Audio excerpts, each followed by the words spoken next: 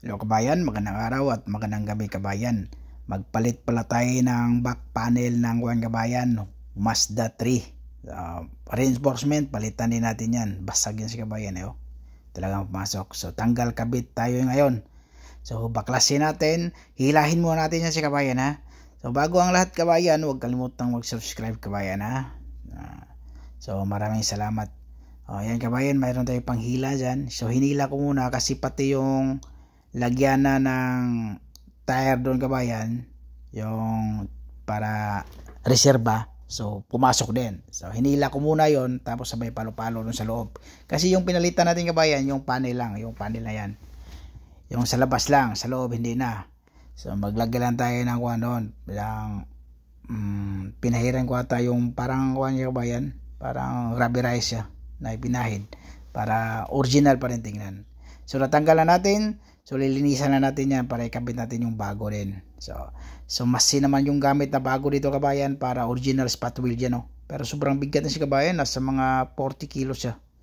Yan oh, spot wheel yan sa may gilid-gilid. So hindi na tayo gumamit ng yung mahaba. Mayroong mahaba kasi kabayan yung pati yung sa baba madikitan sana sa spot wheel. Pero ang ginawa ko, ni welding ko nga ng MIG yan kabayan. Yan oh. So dyan lang tayo sa may bukaka lang tayo dyan oh. Dyan lang sa may labas. Yan ang spot wheel dyan, original spot wheel. Maganda talaga ang resulta si kabayan pag yan ang ginagamit. Pero sa hindi na maabot, ni-welding ko na ng MIG yan. Kasi yung pagtanggal ko si kabayan, yung loob hindi naman kasama yun eh. Hindi tayo gumamit ng drill. Yung pangtanggal lang natin, sa labas lang natin yung nabutas. Sa loob hindi na. Kaya pag magkuhan tayo dyan, mag-wig tayo, idikit lang din natin. Ganun lang kasimple. So easy lang din.